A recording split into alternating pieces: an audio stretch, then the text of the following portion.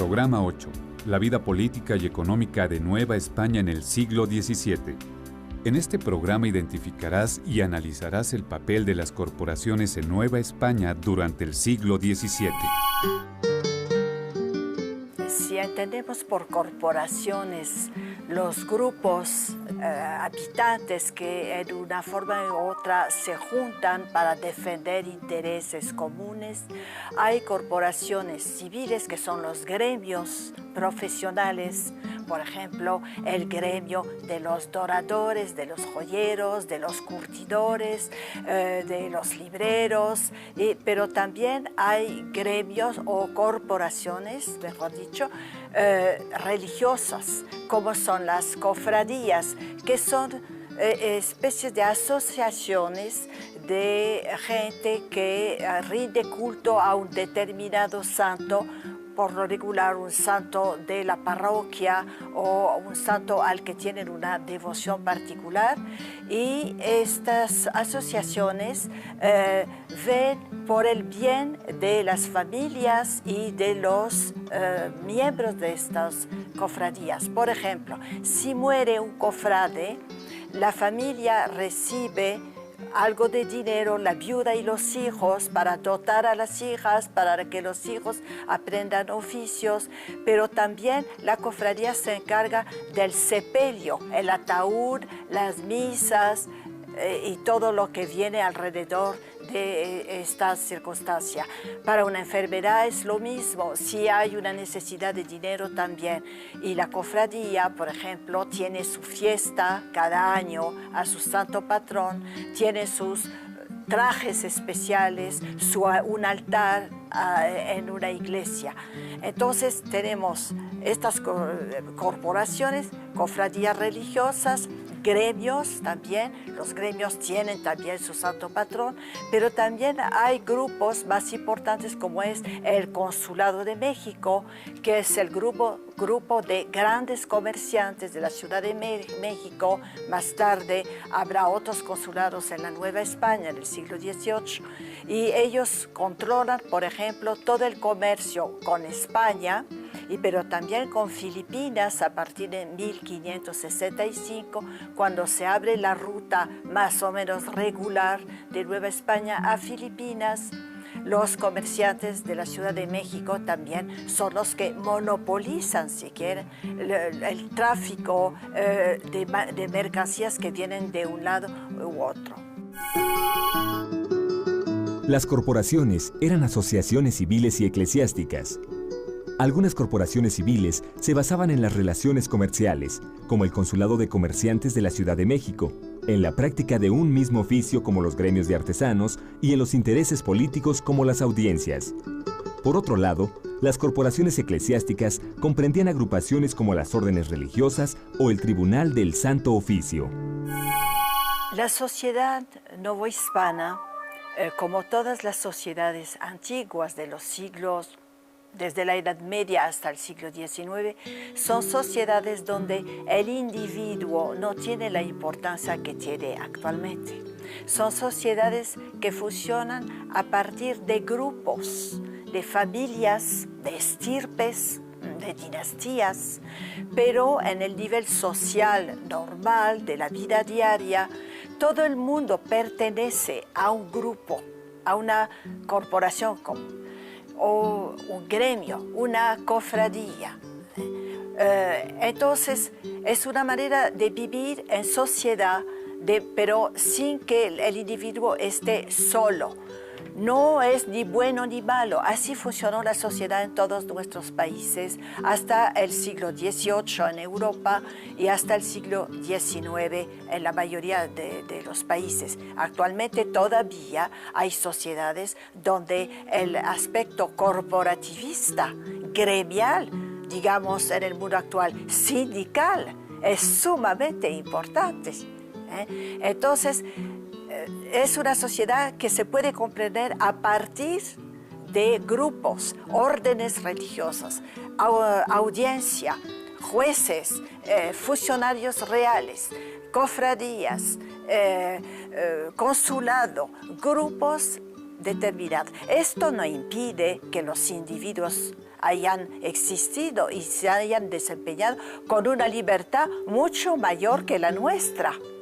Porque no había pasaporte, no había credencial de elector, el registro civil no existía, cada quien se cambiaba la identidad como y cuando quería, podían casarse varias veces sin que se encontrara su rastro, pero cuando se asentaban en una ciudad, por ejemplo, seguramente entraban en una forma u otra, en un grupo, un gremio, una cofradía, una asociación religiosa que tenía un culto especial a determinado santo. En el campo las cosas eran un poco distintas, pero había las mayordomías. En las zonas indígenas las hay todavía, existían las mayordomías con un culto a determinado santo. El Consulado de Comerciantes de la Ciudad de México, creado en 1594, fue una de las corporaciones más poderosas de Nueva España.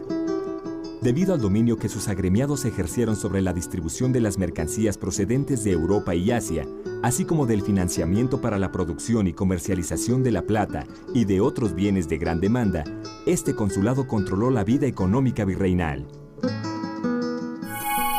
Los individuos que pertenecían a una corporación, sea la que fuera, tenían obligaciones de pagar cuotas, obviamente, cuotas que servían para obras de la corporación, como si era una cofradía, levantar un altar a determinado santo, organizar su fiesta, por ejemplo, o colaborar en una especie de caja común para efectivamente ayudar a una familia que tuviera necesidades, un entierro, una enfermedad, dotar una hija.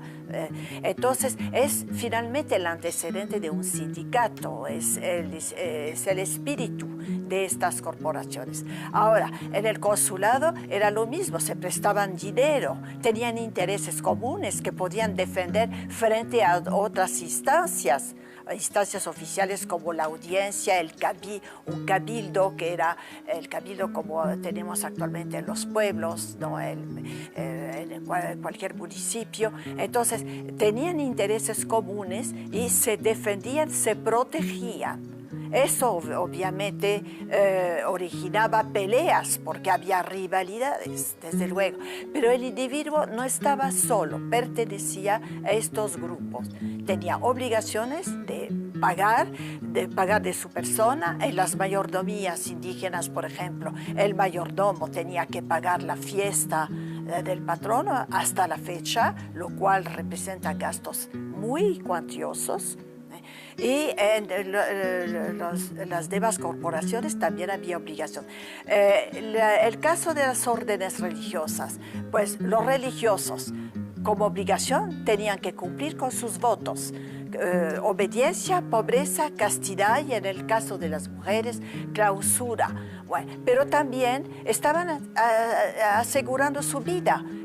Sabían que comerían hasta su muerte, que tendrían donde alojarse, cobijarse. Si enfermaban, estaba la enfermería del convento. Entonces, era una especie de asociaciones de protección de los individuos que pertenecieran o a una misma profesión o a una misma confesión religiosa o culto religioso a un santo determinado. Durante la colonia, las autoridades políticas y religiosas llegaron a tener confrontaciones. Los conflictos se arreglaban usualmente por medio de negociaciones entre las corporaciones, pero no siempre fue así. Por ejemplo, en 1624, el arzobispo de la Ciudad de México dio asilo en un monasterio a un alcalde acusado de alterar los precios de la carne en su beneficio e imponer contribuciones a su antojo. El arzobispo, quien practicaba acciones similares en su propia carnicería, además de anular casamientos y los regalos de los solicitantes le complacían, se negó a entregar al alcalde. Ante esto, el virrey mandó custodiar el monasterio para impedir que el acusado escapara rumbo a Veracruz como planeaba. En respuesta, el arzobispo, utilizando la inmunidad eclesiástica a la que tenía derecho, excomulgó a los guardias y después cerró los templos de la ciudad por varios días. El virrey decidió arrestar al eclesiástico, pero lo único que consiguió fue ser excomulgado y enfrentar una rebelión incitada por el arzobispo con el lema de «Muera el mal gobierno del hereje». Esta acción derivó en un tumulto, del cual el virrey apenas pudo escapar con vida, huyendo hacia España. Interactuaban de dos maneras, rivalidades una relativa convivencia. Por ejemplo, los gremios profesionales, pues todo estaba muy codificado, muy regulado. Entonces cada gremio tenía su fiesta, invitaba a personas de otros gremios que venían además como espectadores, pero había a veces conflictos. He señalado, por ejemplo, el del consulado con la audiencia o con el virrey en turno, obviamente. Cada corporación veía por sus intereses, y como en todas las sociedades donde hay intereses diversos que no forzosamente coinciden, había rivalidades. Pero en la mayoría de los casos, cada quien tenía su espacio, su terreno, y se desenvolvía en lo suyo. Si bien el sistema de corporaciones favoreció el crecimiento de la economía novohispana, también ocasionó el aumento de la corrupción y la mala distribución de la riqueza, debido al uso indiscriminado de los privilegios corporativos. Me han dicho y he leído, no sé si sea cierto, que algunos sindicatos la afiliación es prácticamente obligatoria. En este sentido, era difícil efectivamente en las corporaciones virreinales ejercer un oficio sin estar en el gremio. Pero eran gremios que tenían, para ser oficial, para tener derecho a tener un taller, por ejemplo, tenía que pasar por toda una serie de etapas, de exámenes, de pruebas profesionales. Yo no sé si esto funciona actualmente o si la afiliación se limita a una cuota. No había esta noción de que pagas y entras, no. Para ser oficial del gremio, por ejemplo, de batiojas, que eran orfebres que batían la hoja de oro para hacer joyas, para los sederos, fabricantes de seda, reservados a los españoles, había que pasar por toda una serie de pruebas. Luego había una especie de monopolio. Ahí sí, no iban a tolerar a un artesano que abriera su tienda y pretendiera trabajar sin ser del gremio. Había reglamentos muy estrictos. Entonces, esta diferencia tal vez no sea evidente entre el sistema virreinal y la actualidad. Lo que le puedo decir es que no había líderes.